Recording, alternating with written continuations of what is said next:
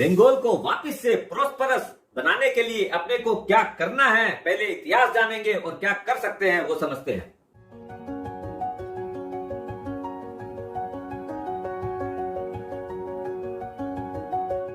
सुप्रभात दोस्तों, आप सभी का एसके हेल्थ एंड वेल्थ में स्वागत है। दोस्तों, अपना बंगाल कोई टाइम में इतना प्रोस्परस था कि अपने फॉरेन के जो इतिहासकार है, कई जर्नलिस्ट है, इसके बारे में लिखते हैं कि उस टाइम में ब्रिटेन और इजिप्ट से भी ज्यादा प्रोस्परस था। और इसका सबसे बड़ा एग्जाम्पल ये रहा कि सन 1700 के अंदर ईस्ट इंडिया कंपनी जब व्यापार करने के लिए आई थी तो सीधा कलकत्ता आई थी। 1757 पलासी का युद्ध और 1764 का बक्सर के युद्ध के बाद में जब उनको विजय मिली बंगाल के अंदर, तो वहाँ जो ब्रिटिश शासन है यहाँ पर अपना आधिपत्य जमाकर यहाँ के जो लोकल में जो चीजें अवेलेबल थी उनको बहुत ज्यादा एक्सप्लॉइट करने लगे। यहाँ जो हाई क्वालिटी कॉटन और जो जूट का काम होता था उन सबको यहाँ उन लोग एक्सपोर्ट करने लगे और यहाँ का जो लोकल बिजनेसमैन था, लोकल जो इंडस्ट्री थी, उसको बुरी तरह से हैम्पर करने लगे। और वही कपड़ा उन लोग फिनिश प्रोडक्ट के रूप में यहाँ के जो वेस्ट बंगाल के आदमी थे उनको बेचते थे और बहुत ही जबरदस्त मुनाफा कमाते थे। आज जो वेस्ट बंगाल की स्थिति है उसके मुख्य रीजन 5 हैं, आज उनको डिस्कस करते हैं। लॉर्ड कॉर्नवालिस ने 1793 में एक एक्ट लेके आए, उसके माध्यम से अगर फार्मर को कोई भी चीज का परमानेंट एक टैक्स, जो फिक्स टैक्स देना पड़ता था, आपके पास खेती हो या नहीं हो, आपके यहाँ सूखा पड़े, इसके अंदर। और फिर ये जो टैक्स कलेक्शन करते थे ये जमींदार लोग करते थे, इसी को जमींदारी प्रथा बोलते हैं। अब जब किसान नहीं दे पाता था तो अपनी ही जमीन गिरवी रख के हाई इंटरेस्ट के अंदर लोन उन्हीं जमींदारों से लेते थे और जब किसान लोग पेमेंट नहीं कर पाते थे तो उसी के अंदर उसको जमीन उन लोग अख्तियार कर लेते थे। इससे क्या है, छोटे मोटे जितने किसान थे उन सब की जमीन उन लोग हड़प लिए और बहुत बड़ा नुकसान हुआ खेती का।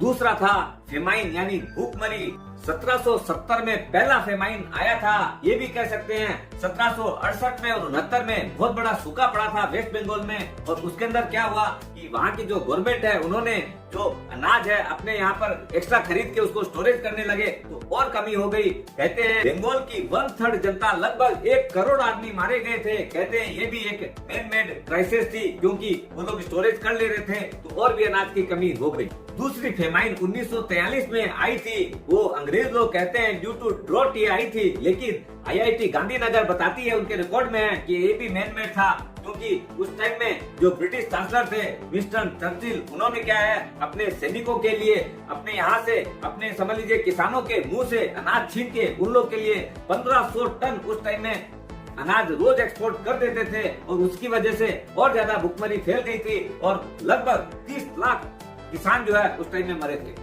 दूसरा है पार्टीशन। अपने सभी कोई जानते हैं पार्टीशन 1947 में हुआ था। तब अपना जो ईस्ट बंगाल है उसका नाम बांग्लादेश हो गया, पाकिस्तान के हिस्से में चला गया।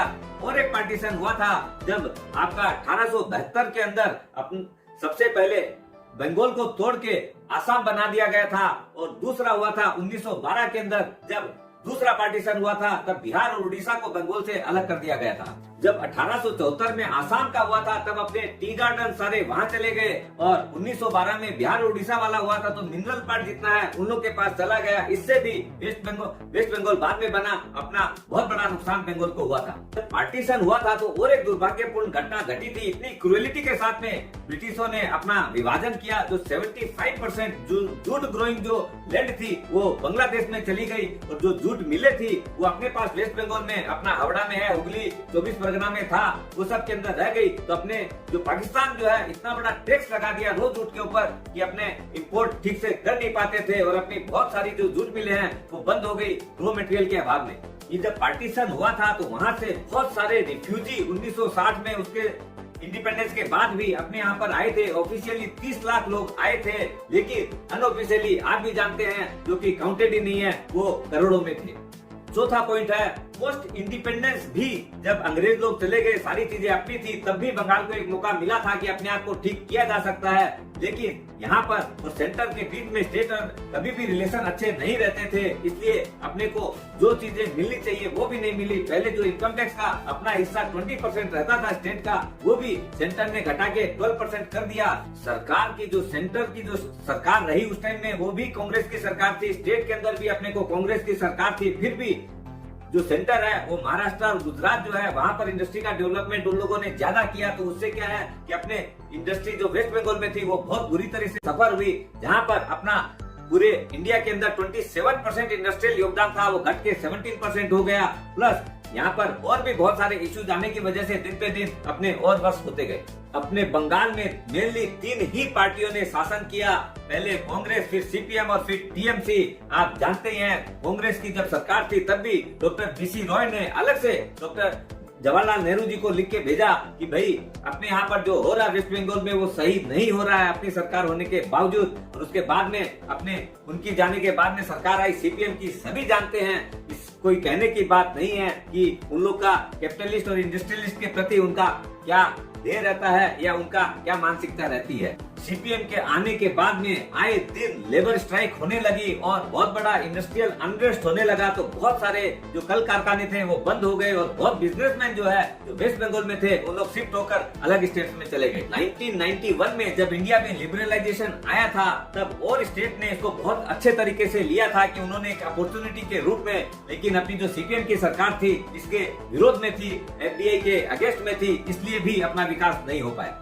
इसका और एक ज्वलंत उदाहरण 2008 में देखने को मिला जब रतन टाटा जी ने अपने सिंगूर के अंदर नैनो फैक्ट्री का उद्घाटन करना चाह रहे थे, गाड़ी बनाना चाह रहे थे, तब ममता बनर्जी ने, अपोजिशन जो लीडर थी, उन्होंने इसका पुरजोर विरोध किया कि भाई जो भी किसानों से लैंड एक्वायर की जा रही है वो सही नहीं है।